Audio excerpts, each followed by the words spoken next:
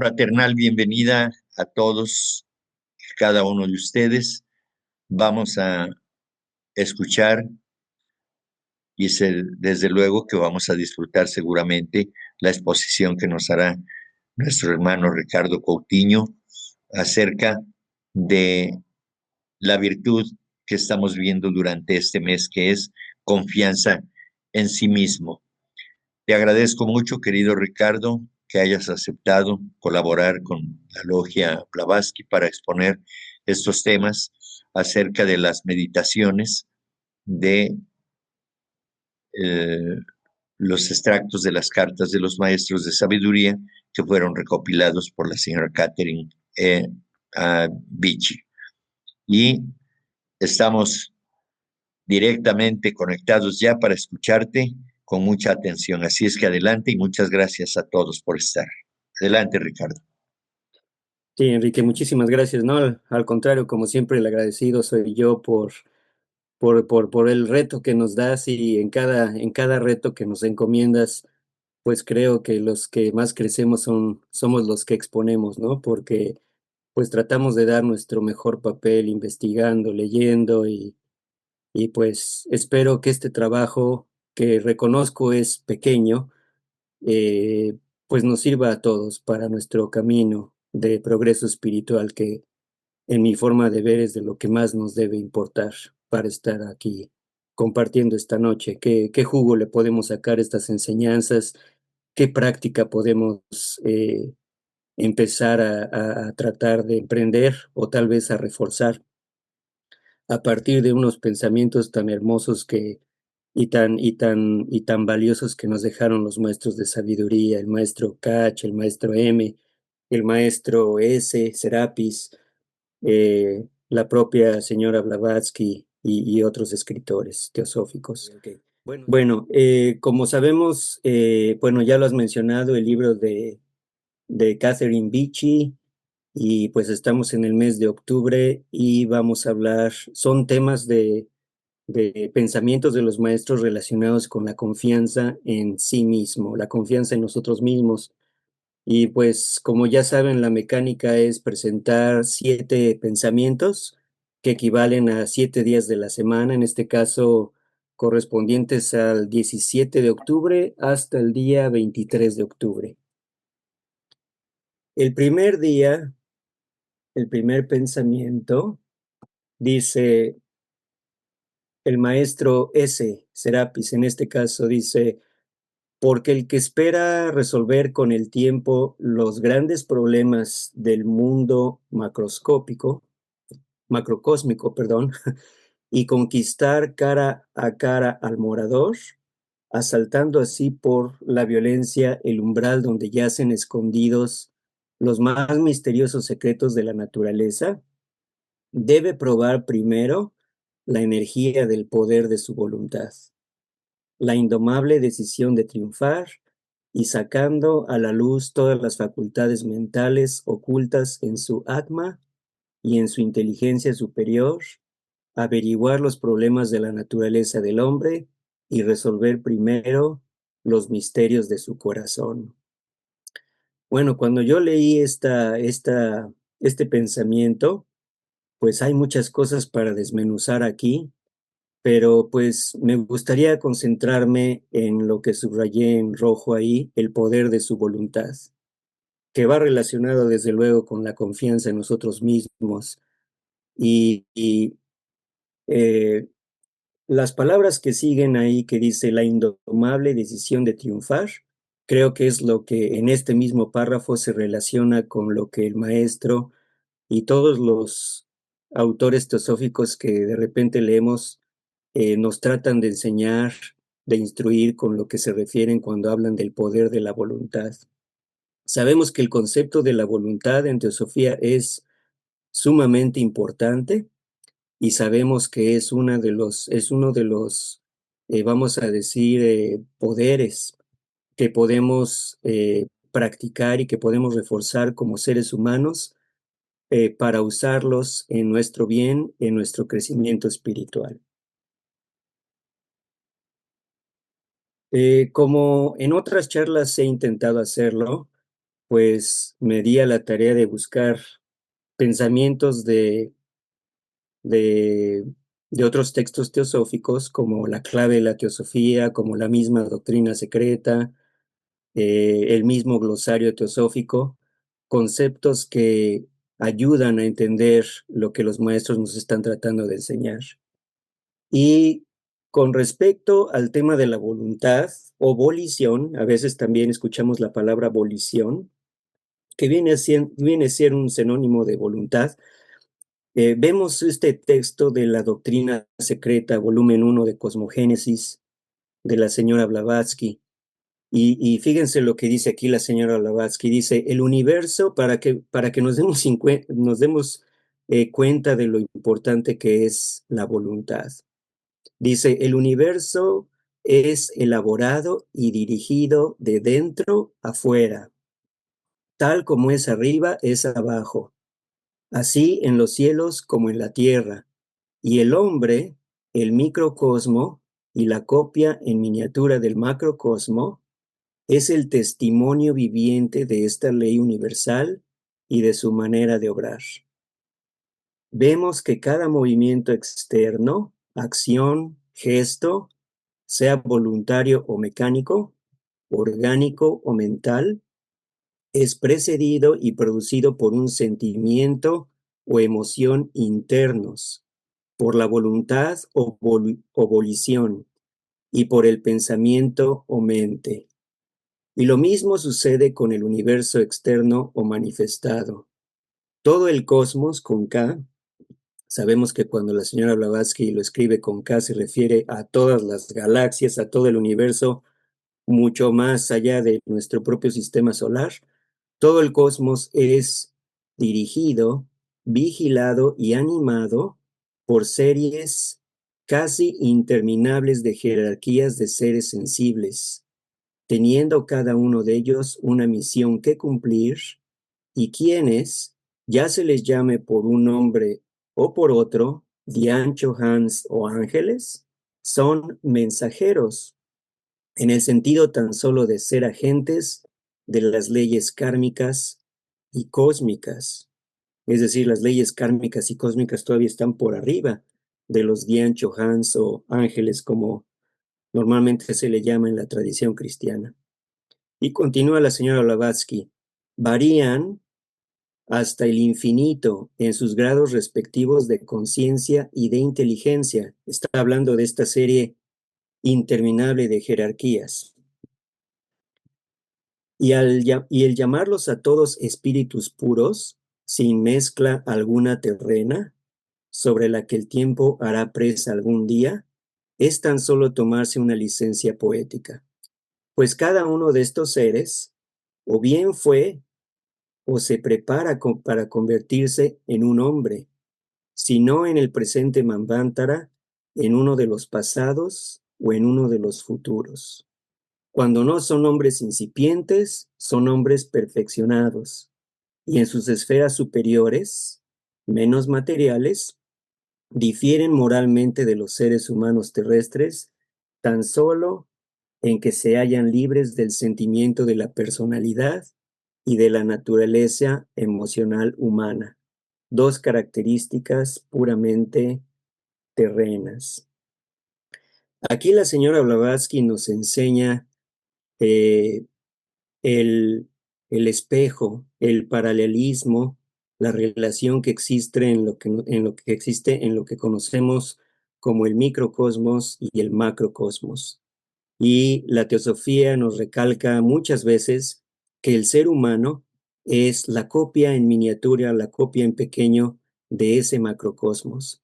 Y así como en el hombre hay el poder interno de la voluntad y el que nos mueve a nuestro desarrollo espiritual, también en el macrocosmos, en el cosmos con K, también hay una mente, también hay vamos a decir, un manas universal, un mahat, como a veces también se le conoce, y también existe el poder de la voluntad a nivel cósmico, a nivel universal. Y el poder de la voluntad y de la creación a través de pensamiento, Kriya Shakti, de tantos seres y tantas jerarquías y espíritus planetarios que de alguna manera, como dice aquí la señora Blavatsky, vigilan y tienen el deber de ayudar y de preservar a todo el mundo y todo el universo visible. Entonces, con respecto a la voluntad, aquí nos podemos dar una idea de qué tan grande es este concepto. Desde luego, se dice más fácil de lo que se hace, ¿verdad? Nosotros en nuestra encarnación actual y escuchamos la palabra el poder de la voluntad, pues podemos tal vez pensar en ejemplos sencillos de cuando intentamos accionar nuestro poder de la voluntad en nuestras vidas mundanas, en nuestro día a día.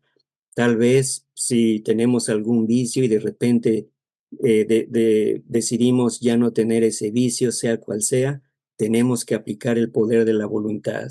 Si tenemos que levantarnos de madrugada o muy temprano a trabajar y de repente nos invade la pereza, tenemos que vencer esa pereza y aplicar el poder de la voluntad. Si se dan cuenta, para todo lo bueno que tenemos que hacer y para el devenir de nuestra existencia en esta encarnación, tenemos que aplicar en mayor o menor medida ese poder de la voluntad. Y ese poder de la voluntad es el que nos hace ir hacia arriba. De otra manera, pues estamos estancados y estamos perdidos y aparte podemos tener el riesgo de culpar a todos los demás y a todo lo demás externo sin darnos cuenta que nosotros podemos modificar nuestro entorno con el poder de nuestra voluntad. Hablando acerca de también lo que nos dice el maestro Serapis, hay un extracto de otra carta, la carta 45. Sabemos que estas cartas fueron dirigidas principalmente al señor Sinet por parte de los maestros de sabiduría, pero también hubieron cartas que, por ejemplo, la señora Blavatsky le mandaba al señor Sinet, o los mismos maestros de sabiduría le mandaban a otros personajes como al señor Hume, no necesariamente al señor Sinet, pero todas esas cartas tuvieron que ver, se escribieron hacia finales del siglo XIX.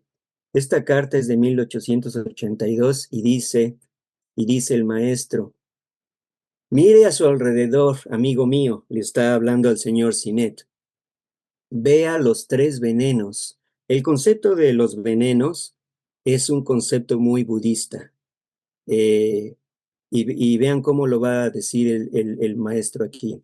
Vea los tres venenos feroces en el corazón del hombre: la ira, la codicia, el engaño. Algunos de estos, pues, nuestro hermano Enrique nos explicaba la clase anterior, ¿verdad? De lo perjuiciosos que son a nivel de nuestra personalidad, de nuestro ego inferior. Y las cinco oscuridades, continúa el maestro: la envidia, la pasión, la duda, la pereza y la falta de fe, obstaculizando siempre su visión de la verdad. Los hombres jamás se librarán de la contaminación de sus mezquinos y perversos corazones, ni percibirán la parte espiritual de sí mismos. Para cortar la distancia entre nosotros, ¿no intentará usted desenredarse de la red de la vida y de la muerte, en la que los hombres están atrapados, y no tratará de tener menos en cuenta la codicia y el deseo? Yo puedo acercarme a usted, dice el maestro, al señor Sinet, pero usted debe atraerme mediante un corazón purificado y una voluntad en gradual desarrollo. De nuevo, el maestro utiliza cuestiones o conceptos como un corazón purificado y una voluntad en desarrollo. Y además dice gradual, esto no se da de la noche a la mañana. Y finaliza este pasaje: no dude, porque la naturaleza de la duda acobarda e impide el propio progreso de uno. Tener una alegre confianza y esperanza es una cosa totalmente distinta a dejarse llevar por el ciego optimismo de un necio.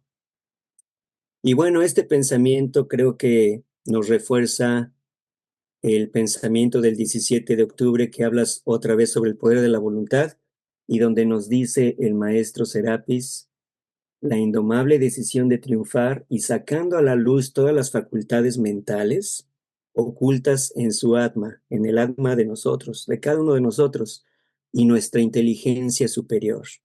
Averiguar los problemas de la naturaleza del hombre, de ese microcosmos, que es la copia diminuta del macrocosmos, y resolver primero los misterios de su corazón.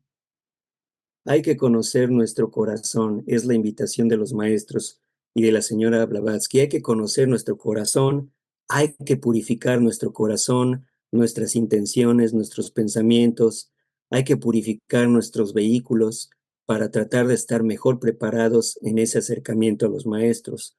Claro que hoy pues es una ambición y es una expectativa para nosotros, pues me parece que demasiado alta, pero en algún punto tenemos que iniciar y la invitación de los maestros es clara, tenemos que decidirnos a través del poder de la voluntad, tenemos que hacer nuestro deber y tenemos que tener esa confianza y esa entereza en nosotros mismos para no decaer.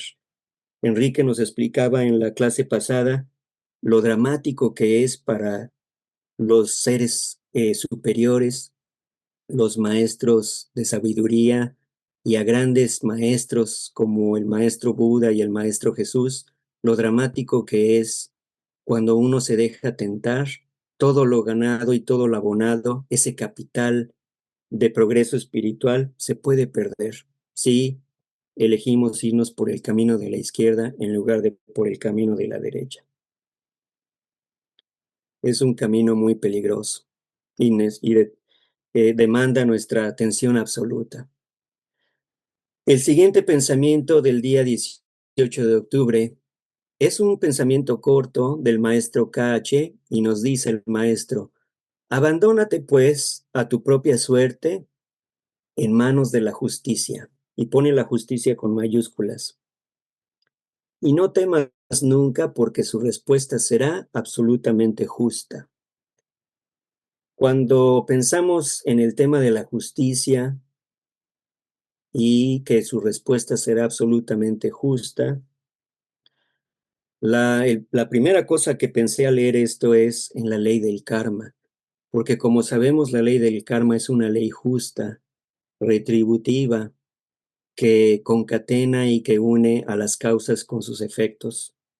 Sencillamente esa es la ley del karma, sin distingos, sin favoritismos, sencillamente la ley se aplica y está por encima de todos los maestros de sabiduría y de todos los seres, por muy avanzados y espirituales que sean, la ley del karma se cumple porque es una ley universal. En la clave de la teosofía, la señora Blavatsky tiene varios capítulos y siempre me gusta echarle un ojo a la clave de la teosofía porque siento que es uno de esos libros que la maestra Blavatsky escribió que son pues fácil de digerir a comparación de otros textos más complicados, más, más, eh, más difíciles de entender, a mi opinión, que escribió ella. Y para quien no conozca la clave de la teosofía, es un libro relativamente pequeño y está estructurado a base de preguntas y respuestas. Y son preguntas que la señora Blavatsky formula como si fueran preguntas de cada uno de nosotros, en la inquietud de saber estos temas teosóficos, y ella misma responde como responde un estudiante de teosofía o un teósofo a estas inquietudes, a estas preguntas. En uno de los capítulos del libro que se refiere al mejoramiento moral del hombre, de la humanidad, la pregunta de cada uno de nosotros pudiera ser, ¿es la elevación moral lo principal sobre lo cual insiste vuestra sociedad? Hablando de la sociedad teosófica. Y el teósofo responde, indudablemente, aquel que quiere ser un verdadero teósofo debe vivir como tal. Y la pregunta sigue, si así es, el comportamiento de algunos miembros contradice extrañamente esta regla fundamental. Pero el teósofo explica, Es verdad. Sin embargo, no se puede evitar entre nosotros, así como no se puede evitar entre los que se llaman cristianos y actúan como demonios. Nuestros estatutos y reglas no son culpables por esto, sino la naturaleza humana. En otras charlas hemos distinguido lo que es la sociedad teosófica con sus preceptos tan elevados, tan universales, tan llenos de verdad, y lo que son los estudiantes de teosofía, nosotros incluidos, llenos de esa naturaleza humana que se equivoca y que erramos todos los días. Y es lo que dice aquí la señora Blavatsky. Hasta en algunas ramas exotéricas públicas, los miembros dan su promesa a su ser superior de vivir la vida que la teosofía prescribe. Deben inducir a su ser divino a guiar todo pensamiento y acción en cada día y momento de sus vidas. Un verdadero teósofo debería comportarse con justicia y caminar con humildad. Entonces, subrayamos la palabra justicia porque es una palabra que aparece en el pensamiento del maestro Kaj. Un verdadero teósofo, dice la señora Blavatsky, debería comportarse con justicia y caminar con humildad. Como decía el hermano Héctor, no por nuestros estudios y por lo que en la vida nos ha, entre comillas, regalado, por nuestro karma, no nos tenemos que sentir más que los demás, porque estemos estudiando y porque sintamos que sabemos más que los demás. Esa es una ilusión. Todos estamos en el camino y todos nos pueden enseñar más que lo que nosotros podemos enseñarles a ellos. Pero tenemos que ir en este camino con justicia y con humildad.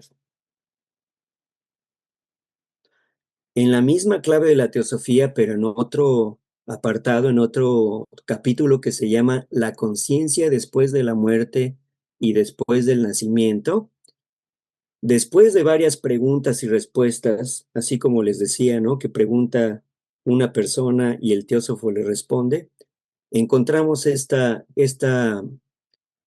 pensamiento del teósofo, donde dice, bueno, después de la muerte, ¿verdad? Dice, en el momento solemne de la muerte, todo ser humano, aun cuando la muerte es repentina, ve desfilar toda su vida en los detalles más diminutos. Por un breve lapso, el ego personal se vuelve uno con el ego individual omnisciente. Este instante es suficiente para mostrarle la cadena completa de causas que han estado trabajando durante su vida. Ve y se entiende a sí mismo como es, despojado del elogio y de sus ilusiones. Lee su vida como si fuera un espectador que mira en la arena que está abandonando. Siente y sabe la justicia de todo sufrimiento que ha experimentado. Y la pregunta de cada uno de nosotros pudiera ser, ¿esto acontece a todos los seres humanos que vamos a desencarnar un día? Y el teósofo contesta sin excepción alguna. Esa película, ¿verdad? Que hemos escuchado en otras ocasiones que se nos pone frente a nuestros ojos en el momento solemne de la muerte. Dice la señora Blavatsky y el teósofo, sin excepción alguna, se nos enseña, los seres muy buenos y santos no solo ven la vida que están por dejar, sino también varias vidas anteriores, en las cuales se produjeron las causas que los convirtieron en lo que son en la vida que está por cerrarse. Reconocen la ley del karma en toda su majestuosidad y justicia.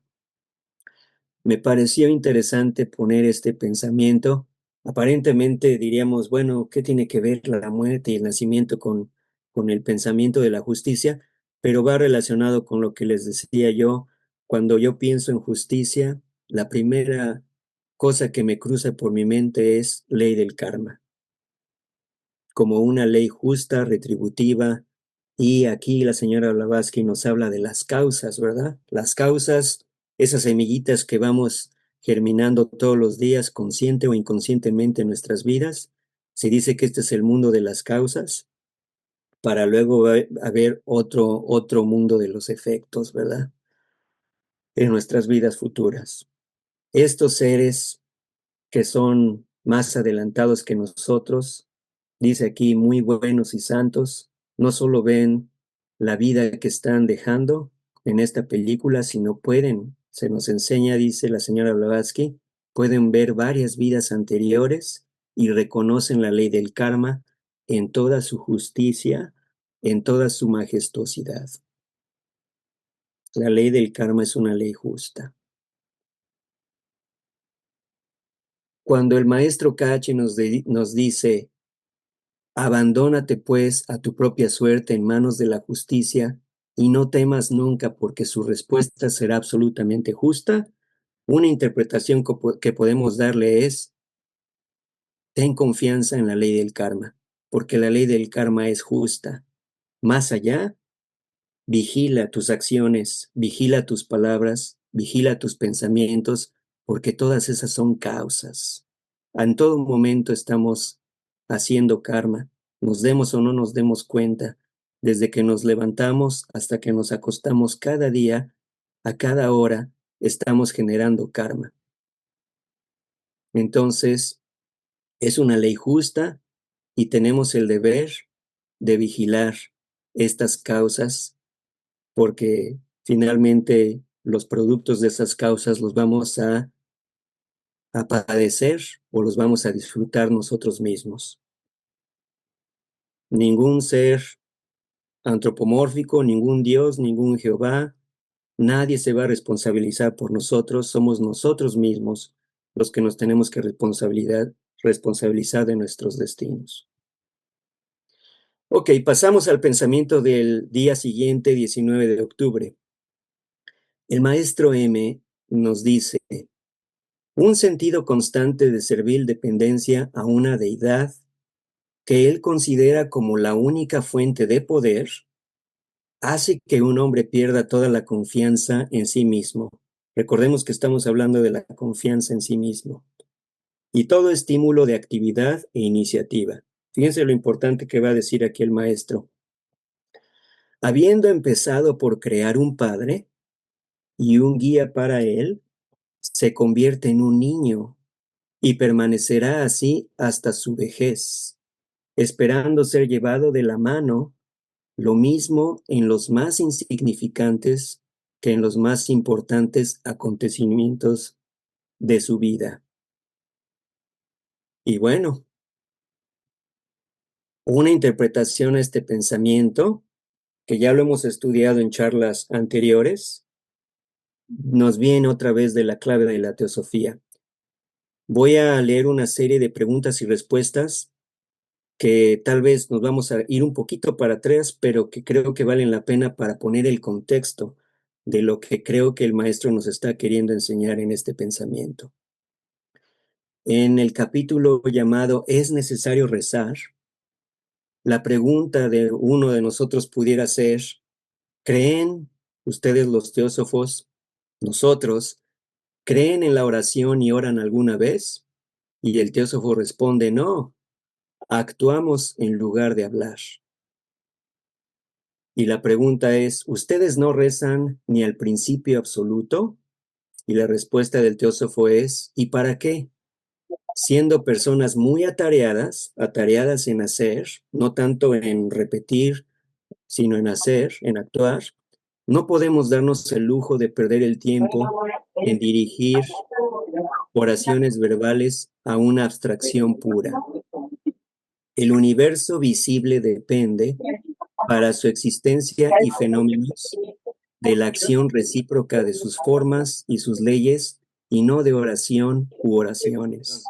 Ok, la pregunta sería, ¿no cree para nada en la eficiencia de la oración? Y el teósofo responde, no en la oración que se nos enseña con tantas palabras y que se repite externamente. Si es que con el término oración usted se refiere al ruego externo a un Dios desconocido, este ruego fue inaugurado por los judíos y popularizado por los fariseos. La pregunta es, ¿existe alguna otra clase de oración? Muy decididamente. La llamamos oración voluntad. Fíjense otra vez la palabra voluntad. La llamamos oración voluntad. Y es una orden interna, es decir, a nuestro ser interno, a nuestro yo mismo, a nuestro yo superior, en lugar de una súplica externa a alguien ficticio. La pregunta es, ¿a quién oran cuando lo hacen? Y la respuesta del teósofo es, a nuestro Padre en el cielo, en su sentido esotérico. Y esto ya lo hemos visto en capítulos anteriores en el libro que estamos estudiando con Enrique. Nuestro Padre en el cielo, en el sentido alegórico, en el sentido esotérico del significado. Y la pregunta ¿es esto distinto del que le da la teología? Y el teósofo responde, totalmente. Un ocultista o un teósofo dirige su oración a su Padre que está en secreto, y no a un Dios extracósmico y por ende finito. Y este Padre se encuentra en el ser humano mismo. Y la pregunta es, ¿entonces ustedes hacen del ser humano un Dios? Y el teósofo contesta, según nosotros, el ser interno es el único Dios que podemos conocer. El ser interno es el único Dios que podemos conocer.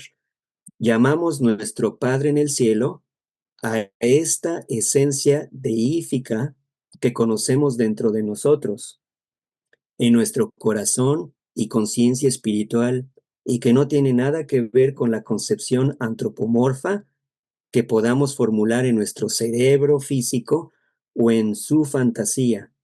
¿Acaso no saben que son el templo de Dios y que el Espíritu, el Dios absoluto, vive en ustedes? Este es un tema que hemos escuchado no nada más en la Biblia, sino también en charlas de teosofía. Recuerdo a nuestro Isaac Hawley, le gusta repetir mucho esta, esta sentencia y es muy cierta. Y continúa el teósofo, sin embargo, que ningún ser humano antropomorfice esta esencia en nosotros.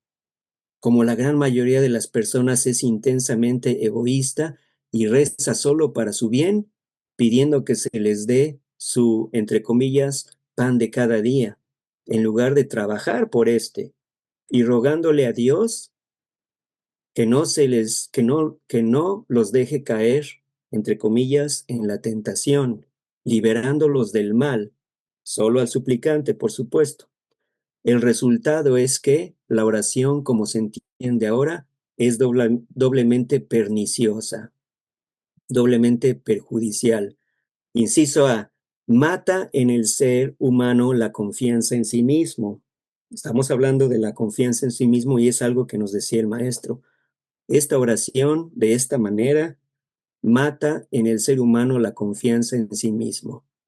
Desarrolla en él un egoísmo y un egotismo aún más feroz de lo que tiene congénitamente. Rechazamos rezar a los seres creados finitos, dice el teósofo, los dioses, los santos, los ángeles, porque lo consideramos idolatría. No podemos rezar al absoluto por las razones explicadas anteriormente. Por lo tanto, tratamos de reemplazar la oración infructífera e inútil por acciones meritorias y productoras de bien. En otro capítulo de la misma clave de la teosofía sobre la oración, textualmente el capítulo dice, la oración destruye la confianza en sí mismo. La pregunta sería, ¿acaso el Cristo mismo no rezó y no recomendó la oración? Y la respuesta de nosotros, como estudiantes de teosofía, bien pudiera ser, esto es lo que se ha escrito, sin embargo, estas oraciones pertenecen precisamente a este tipo de comunión que acabamos de mencionar, con el propio Padre en secreto, nuestro Padre que está en los cielos desde el punto de vista alegórico o esotérico. La pregunta es, un argumento más, que algunos cristianos usan mucho. Ellos dicen, siento no poder conquistar mis pasiones y debilidades con mi fuerza, pero cuando rezo a Jesucristo, siento que me fortalece y por su poder puedo vencer. Y la respuesta del teósofo es, ¿dónde está el mérito o la justicia de tal triunfo? ¿Por qué se debería recompensar al pseudo vencedor por algo que solo le costó unas oraciones? ¿Acaso usted pagaría a su trabajador el salario completo si usted mismo hizo la mayoría del trabajo, mientras él se quedó sentado bajo un manzano, rezando todo el día para que usted trabaje por él? Fíjense la alegoría tan interesante aquí. Esta idea de pasar la vida en una apatía moral mientras otro, sea Dios o un ser humano, cumpla con nuestro trabajo y deber más arduos, es muy repugnante para nosotros y es muy degradante para la dignidad humana. Fíjense todo lo que dice aquí la señora Blavatsky. Creo que todo esto se relaciona con el pensamiento del maestro M, donde nos dice un sentido constante de servil dependencia a una deidad, es decir, a ese Dios antropomórfico, el que considera como la única fuente de poder, hace que un hombre pierda toda su confianza en sí mismo y todo estímulo de actividad e iniciativa. Porque el pensamiento es, bueno, pues le voy a rezar a mi Dios, ¿verdad? Y pues que Él se encargue. Es una posición muy cómoda y es una posición muy degradante. Y dice aquí, habiendo empezado por crear un padre y un guía para él, se convierte en un niño y permanecerá así hasta su vejez, esperando a ser llevado de la mano, lo mismo en los más insignificantes que en los más importantes acontecimientos de su vida. Entonces, el mensaje aquí es no ser ese niño, ¿verdad? No ser ese niño ingenuo que le rezamos a un Dios, pues, ficticio, antropomórfico, creado por la ilusión de nosotros como seres humanos, que tal vez en nuestro deseo de creer en algo más superior, pues ha sido un reflejo de nosotros mismos, pero es una ficción, nos dice la teosofía. La única deidad que reconocemos es el poder de nosotros mismos. Ese Padre en secreto, ese Padre que está en nuestro corazón y que debemos conquistarlo a través de amor, a través de purificación y a través, sin duda, de usar el poder de nuestra voluntad. Esa voluntad que nos da esa confianza en nosotros mismos. Haciéndonos dueño de nuestro destino, de nuestro karma, de nuestras causas, la confianza en nosotros mismos va a acrecentarse. No le vamos a dejar el trabajo a alguien más en una situación, en una posición cómoda y pudiéramos decir hasta cobarde, sino que nos vamos a hacer dueños de nuestro propio destino. Saltamos al siguiente día, el 20 de octubre. Nos dice el maestro KH en otro pensamiento. Tienes, y subraya la palabra tienes la creación de tu propio futuro en tus propias manos y cada día puedes estar urdiendo su trama. Otra vez, ¿verdad? Cuando leemos esto, creo que muchos de nosotros saltamos a pensar inmediatamente en la ley del karma.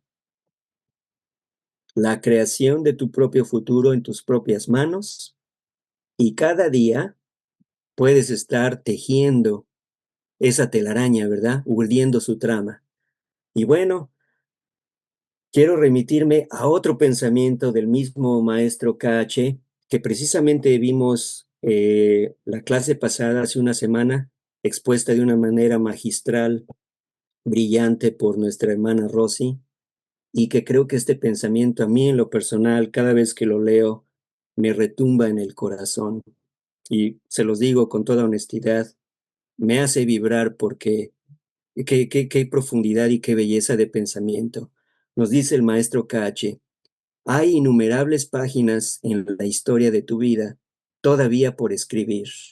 blancas e inmaculadas hasta ahora, hijo de tu raza y de tu época. Nos está hablando a cada uno de nosotros, y no nada más a nosotros en esta encarnación, sino que esto aplica a todas nuestras encarnaciones de todas nuestras razas y eones de tiempo, ¿verdad? Hijo de tu raza y de tu época, toma la pluma diamantina. Fíjense cómo, cómo escribe el maestro aquí, con qué conceptos tan elevados y tan alegóricos, tan hermosos. Toma la pluma diamantina. Cada palabra que escoge el maestro tiene una vibración y tiene una intención profunda. Estoy seguro que la palabra diamantina obviamente se refiere a ese diamante, ¿verdad? A esa dureza, a esa tenacidad, a esa perfección. Toma la pluma diamantina y llénalas con la historia de nobles hazañas, de días bien aprovechados, de años de santo esfuerzo. Así te abrirás camino siempre hacia arriba, hacia los planos superiores de la conciencia espiritual. La invitación del maestro es, de nuevo, aduéñate de tu propio futuro a través de el karma que estás haciendo día con día en este momento presente, cada día. El reto, me parece, es, por más y por más que lo repetimos, todavía estamos muy hundidos, y lo digo en primera persona del singular, todavía estamos muy distraídos y muy hundidos en nuestras vidas pues del día a día, ¿no? Nuestras vidas mezquinas, donde estamos sumamente distraídos por mil cosas, y el reto es acordarnos de que estamos creando karma todo el tiempo y que tenemos que ser vigilantes de lo que pensamos, de lo que decimos y de lo que actuamos y de lo que estamos haciendo sentir y actuar y replicar en nuestros semejantes. Pero me encanta la forma en que el maestro KH dice aquí, tienes la creación. Está diciendo, tú tienes el poder, tienes la creación de tu propio futuro. Tú eres el arquitecto de tu propio destino. Tu destino está en tus propias manos, y cada día que pasa, estás tejiendo esa trama, estás tejiendo estás dando pauta o estás produciendo esos resultados por las mismas causas que estás generando, por la ley del karma. Y la invitación es, despierta, despertemos cada día, tengamos esa claridad de conciencia de decir, tomemos cada día esa pluma diamantina, tomemos en nuestras manos ese poder para hacer de nuestras vidas algo virtuoso, algo diferente. Esos años de santo esfuerzo, esos días bien aprovechados, dominar a la pereza, ejercer nuestro poder de voluntad, ejercer nuestro desarrollo espiritual. Ok, nos saltamos al día 21 de octubre, y aquí, si se dan cuenta, esta filmina tiene dos pensamientos, el día 21 de octubre y el día 23, y pues me tomé la libertad de poner los dos porque creo que los dos se relacionan muy directamente, y también para salvar un poquito de tiempo. Ambos pensamientos son del maestro KH, que sabemos que fue muy prolífico en todas sus obras. Y el pensamiento del día 21 nos dice el maestro: jamás guiamos a nuestros chelas, ni siquiera a los más avanzados, ni tampoco les advertimos, dejando que los efectos producidos por sus causas, otra vez el tema del karma, dejando que los efectos producidos por sus causas de su propia creación les enseñen mejor con la experiencia. Y el pensamiento del 23 de octubre nos dice el maestro: aceptar a un hombre como Chela no depende de mi voluntad personal, solo puede ser el resultado de sus propios méritos personales y de sus esfuerzos en este sentido. Bueno, para reforzar estos pensamientos, les presento un extracto de la carta número 54 de 1882, donde el maestro KH le escribe al señor Sinnet de nueva cuenta.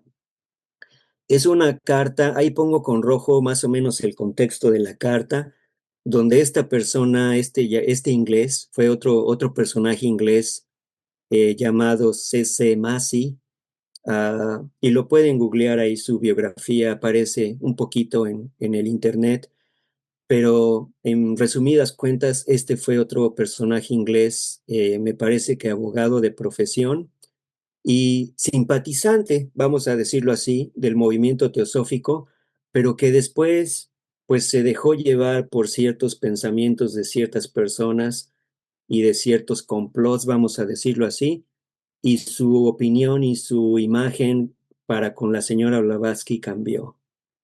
Entonces, por eso aquí pongo, y lo dice así también en la carta, en el sumario de la carta, vamos a decir, dice Massey o Massey, predispuesto contra HPV. Creencia de que HPV es la principal conspiradora, impostora, etcétera. Como sabemos, cuando uno estudia un poquito la vida de HPV, pues fue prácticamente un mártir, pudiéramos decir. Fue un personaje fuera de serie que realmente abrazó el movimiento teosófico pese a todo, pese a cualquier sufrimiento, a cualquier injuria, a cualquier calumnia, y pues sufrió mucho por esta situación, pero su fuerza de voluntad fue inquebrantable.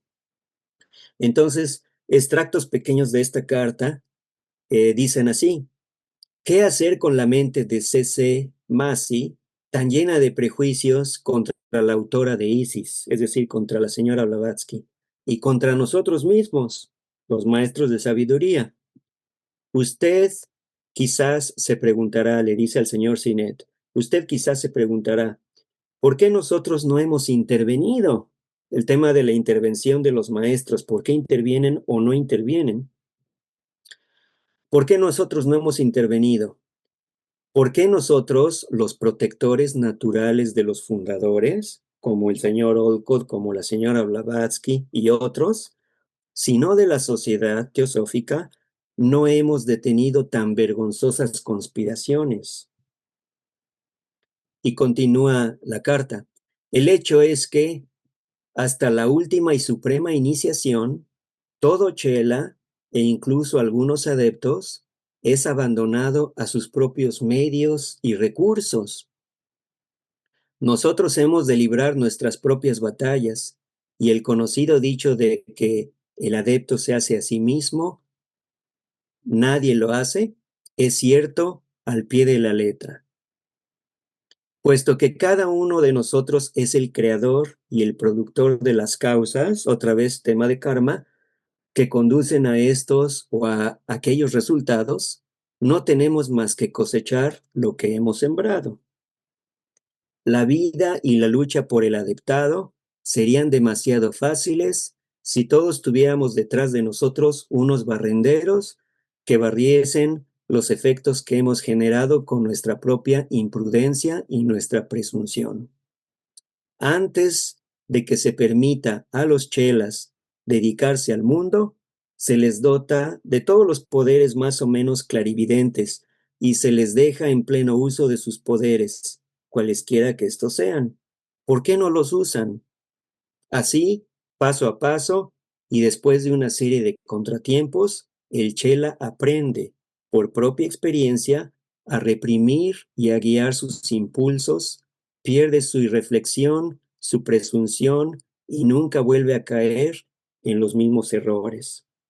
Aquí entonces el maestro nos está diciendo, por más que seamos los protectores de la sociedad teosófica y de los fundadores, y tengamos los chelas hasta los más avanzados que podemos tener, generalmente no intervenimos.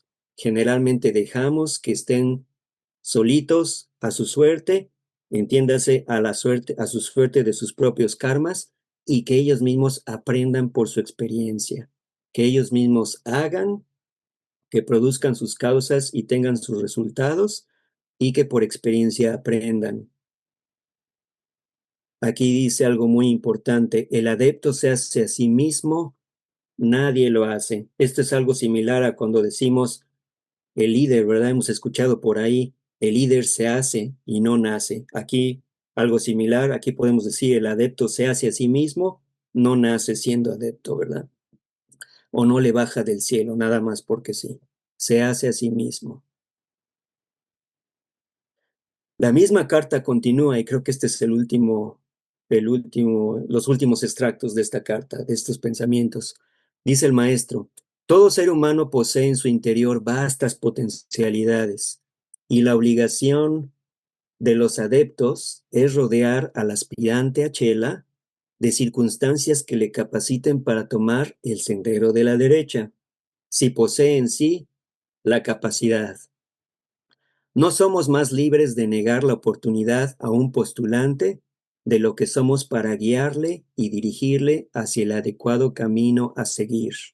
En el mejor de los casos, solo podemos mostrarle, después de terminar con éxito su periodo de probación, que si hace esto, irá bien, que si hace aquello, irá mal. Es decir, los maestros guían, pero no se meten en los karmas y en las vidas de los chelas. Pero, continúa el maestro, hasta que ha pasado ese periodo, le dejamos que libre sus propias batallas a los chelas, ¿verdad? Lo mejor que pueda. Alguna que otra vez tenemos que proceder, así con chelas más elevados e iniciados, tales como HPV, una vez que se les ha permitido trabajar en el mundo. Más que eso, nosotros permitimos que nuestros candidatos sean tentados de mil maneras, hablando de tentación, ¿verdad? Nuestros chelas sean tentados de mil maneras diferentes, para que aflore así toda su naturaleza interna y ésta tenga la oportunidad de salir vencedora de una manera u otra. Todos nosotros fuimos probados así, nos dice el maestro. Así como están los chelas aprendiendo, así nosotros aprendimos en algún tiempo pasado, tal vez eones pasados. La corona de la victoria es solo para aquel que demuestra ser merecedor de llevarla. Y no somos nosotros, sino él mismo, es decir, el chela, el que se la coloca sobre la frente. No fue una frase sin sentido la del Tágata. Se refiere al señor Buda. Aquel que domina al yo es más grande que el que vence a miles de hombres en la batalla. Decíamos del Kurukshetra, ¿verdad? La clase pasada. No existe otra lucha tan difícil más que la conquista de cada uno de nosotros. Esa es más difícil que cualquier otra lucha. Si no fuera así, el adeptado no sería más que una adquisición barata. Por lo tanto, mi buen hermano, no se sorprenda y no nos culpe tan fácilmente como lo ha hecho ante cualquier actuación de nuestra política hacia los aspirantes presentes, pasados o futuros. Aquí el maestro le está diciendo al señor Sinet: no nos critique porque pues nuestras reglas nos impiden intervenir en los karmas de nuestros chelas. Por lo tanto, esa es nuestra política con nuestras reglas con respecto a los aspirantes presentes, pasados o futuros, y no nos critique por eso. Más bien, casi casi le está diciendo: entienda las razones por las que no nos metemos en sus karmas de ellos, ¿verdad? Para que ellos hagan y deshagan y por sus propias acciones y resultados puedan aprender a través de su experiencia. Ok, esta es la última filmina. Espero que no estén aburridos ya, pero bueno, ya menos estamos por terminar. El último día, 22 de octubre, nos dice el maestro S. Utiliza tu intuición, tus poderes innatos, inténtalo, obtendrás éxito. Como algunos de ustedes ya saben, los maestros en varias cartas dicen: inténtalo, inténtalo. Y este pensamiento nos dice lo mismo, pero además dice: utiliza tu intuición. La palabra intuición, pues también, así como la palabra voluntad, es muy recurrida en los temas teosóficos, ¿verdad? A cada rato hablamos de la intuición pues me pareció buena idea incluir la, la definición sobre la palabra intuición proveniente del mismo glosario teosófico para ver qué es intuición. porque cada uno de nosotros podemos tener diferentes ideas de lo que para nosotros significa la intuición. Y aquí nos dice la señora Blavatsky, intuición, se ha hecho de esta palabra un gran abuso y con frecuencia se usa de un modo incorrecto en pedagogía. Es el conocimiento superior, real y objetivo, por decirlo así, una especie de visión directa con los ojos del alma. Creo que esto es importante. Una especie de visión directa con los ojos del alma, en virtud de la cual el hombre adquiere por experiencia propia la percepción o conocimiento claro, por experiencia propia. Conocimiento claro, íntimo e instantáneo de una idea o verdad, sin el auxilio de la razón. También esto creo es importante, sin el auxilio de la razón, como si se tratara de un objeto material colocado ante nuestra vista. La intuición corresponde a las facultades de la mente superior. No estamos hablando del manas inferior, estamos hablando de manas superior y para arriba. Y es el infalible guía del vidente. Según dice el Catecismo Búdico de Olcott, la intuición es superior a la razón para percibir la suprema verdad. Es un estado mental en que cualquier verdad deseada es instantáneamente comprendida. Eso es lo que el glosario teosófico nos dice de la intuición. Y ya para afinar la exposición, algo muy pequeñito de la carta 139. Esta carta es, digamos, especial porque es de las, vamos a decir, pocas que en la literatura existen atribuidas a la señora Blavatsky, al señor Sinet, ¿verdad? No viene de un maestro de sabiduría, viene de la señora Blavatsky al señor Sinet. Y dice la señora Blavatsky, mi querido señor Sinet, le pedí a usted, yo misma, en mi carta, le ruego que trate de estimular su intuición. En el contexto de la carta, es una carta relativamente pequeña, la señora Blavatsky le pide esto al señor Sinet porque otra vez el señor Sinet, como nosotros, como cualquier ser humano, pues está metido en una serie de pensamientos y en una serie de conjeturas, no siempre de lo más purificados, vamos a decirlo así, y está en una lucha, en una lucha con su propio manas, para tratar de entender a la señora Blavatsky, para tratar de entender lo que los maestros le están diciendo. Y pues como ser humano, como nosotros, pues erra y se equivoca muchas veces. Entonces la señora Blavatsky le dice, le ruego que trate de estimular su intuición. Y en otro extracto de la carta le dice, abra por completo lo más íntimo de su corazón y de sus sentimientos, y no juzgue a través de las gafas de las frías razones de su mundo. Me pareció que esto alude y refuerza el tema de que la intuición en realidad es no tanto esa razón o ese manas inferior, sino que está por encima de la razón y como dice aquí la misma definición, uh, dice así, una especie de visión directa con los ojos del alma. Yo diría con los ojos del alma y con los ojos del corazón. Y además algo muy importante también, se adquiere por experiencia propia. Y bueno, compañeros, hermanos, pues podemos decir muchas cosas más, pero nos alargaríamos y pues una contribución eh, pues con el mejor de mis intenciones y esperando que nos sirva a todos y rogando me perdonen cualquier inexactitud que haya dicho viniendo de un estudiante muy jovencillo en el tema teosófico. Muchas gracias por su atención y su paciencia. Gracias a ti, querido Ricardo, como siempre, muy clara tu exposición con datos, pues que deben ser útiles para todos y cada uno de los presentes, porque además, tú mismo lo advertiste, esto tiene que ver justamente también con lo que estamos estudiando de la vida de Cristo, ¿verdad?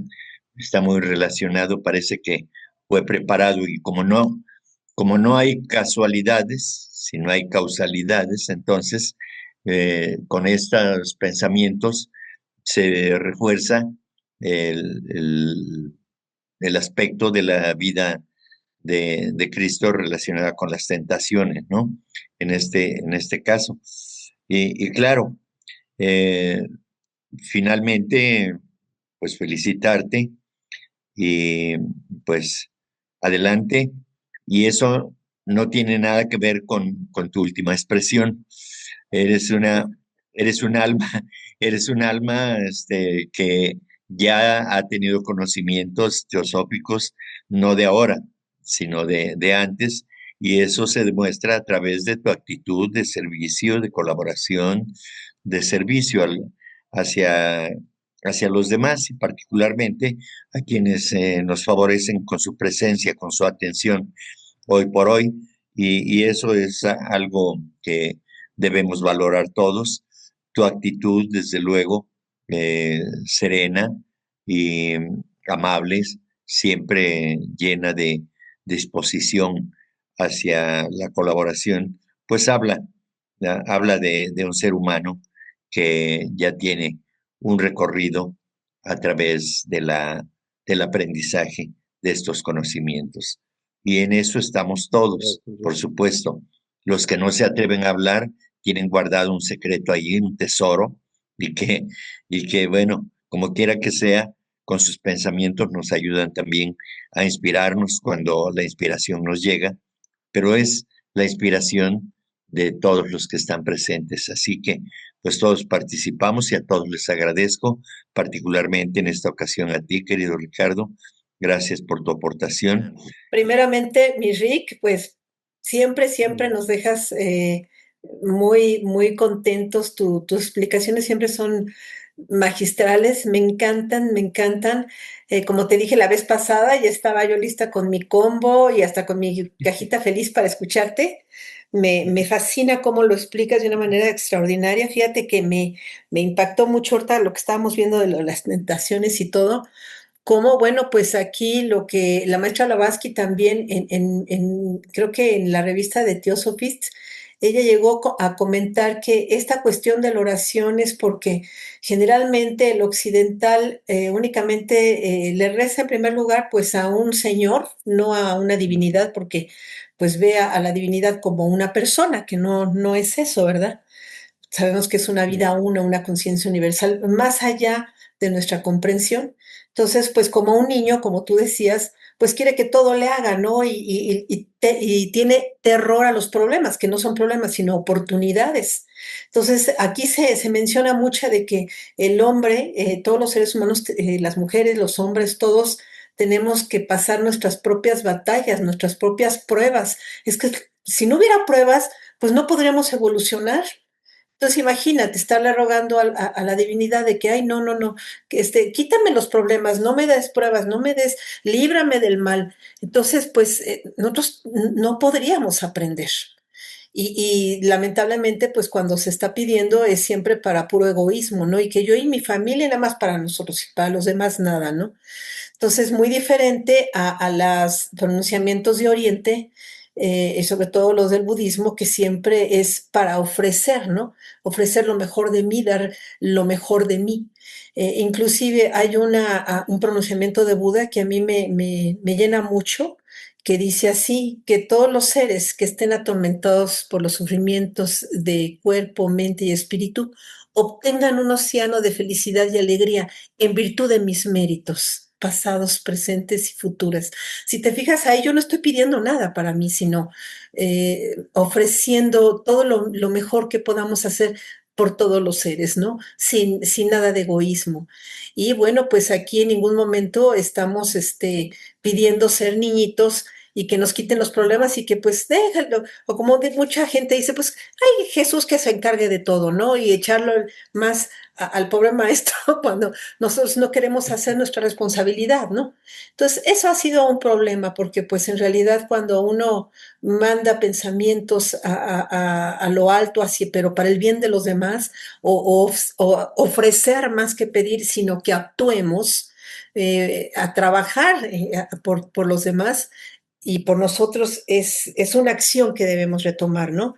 Inclusive yo tengo hasta enmarcado unas frases que la maestra Blavatsky recibió del maestro Kach, y ella lo nombró como el ritual de la cámara interior. Y bueno, sí me gustaría leérselos, es muy pequeñito y dice así: solo el siempre e ignorado e incognoscible Karana, es decir, la causa sin causa de todas las causas, es decir, la vida una infinita, el principio absoluto, la vida una, es quien debe de poseer su tabernáculo y su altar en el recinto sagrado y jamás hollado de nuestro corazón, invisible, intangible, no mencionado, salvo por la voz tranquila y queda de nuestra conciencia espiritual.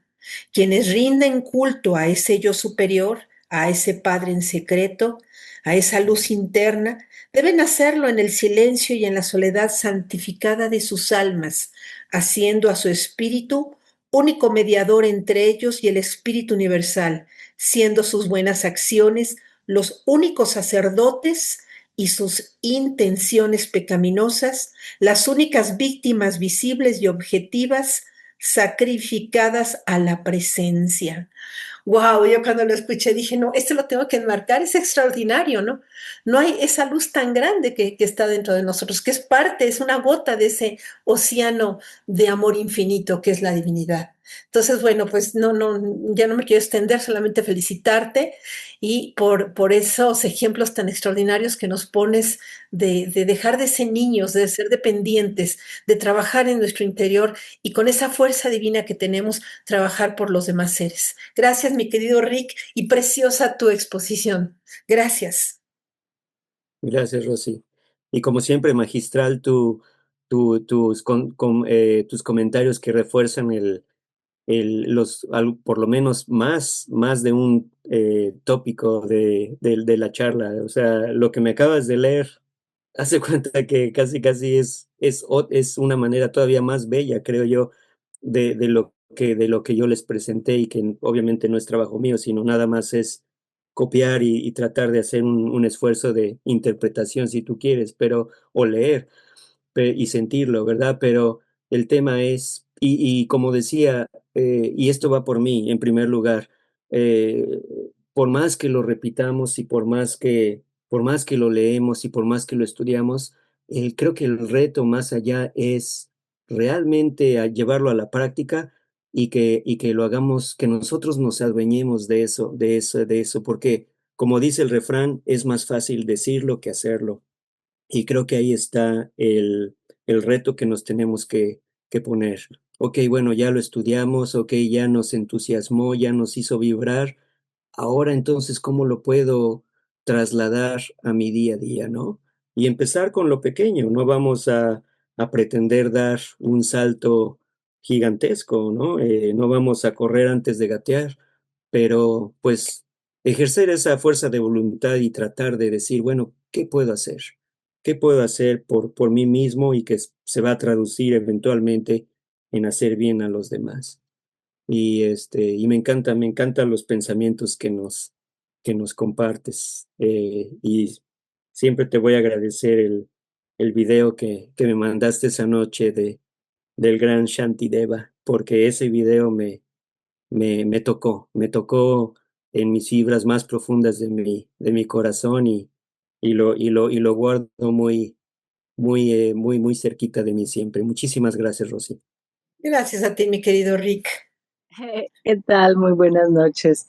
Tantísimo gusto más porque escucharle ha sido tan, tan en calma, eh, tan, tan verdadero también, igual efectivamente muy relacionado con lo anterior. Y precisamente nosotros en Fundación Tutsi, que es Alivio con Compasión, eh, sobre todo en la pandemia llevábamos nuestros estudios del Dharma, el conocimiento de uno mismo, y a través de aforismos. Entonces, este aforismo de Yinzi, de la fundación, dice así, precisamente con lo que iniciaba el comentario que decía Rosy, ¿cómo está la situación en estos momentos en Poza Rica?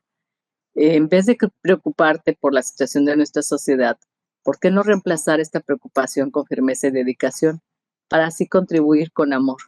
Y efectivamente, si el amor es tan verdadero, también, ¿por qué no el Dharma, el dar, el, de alguna manera, la ley del karma, pero también está la ley del Dharma, del dar? Entonces, pues, ir revirtiendo. La honorable maestra Shen Yen, quien fue una mujer muy común hace más de 50 años y que nunca ha salido de Taiwán, pues ella así inició las alcancías de bambú. El diario dar una oración por, por la humanidad, eh, y también eh, una monedita. En ese tiempo era de 2 centavos, pero cómo se multiplican en tantas bendiciones y así en el 17 llega a nuestro país y, y, y pues ese, ese, ese Dharma, precisamente sabedores de que los 4 elementos, el fuego, el aire, eh, el agua, cómo, cómo va operando en estos momentos en nuestro planeta también, y qué podemos nosotros sembrar, contribuir para esos karmas ancestrales también de nuestra madre tierra, en ese dar, en ese contribuir a nuestra sociedad, evitar el sufrimiento de los seres sintientes también, pues precisamente al bendecir, eh, también eso que es nada más de diario, porque le preguntaban a ella, maestra, ¿por qué no lo juntamos? Y a final de mes, pues todo se da, ¿no? Dice, no, porque es de diario, es de diario, de diario, de diario.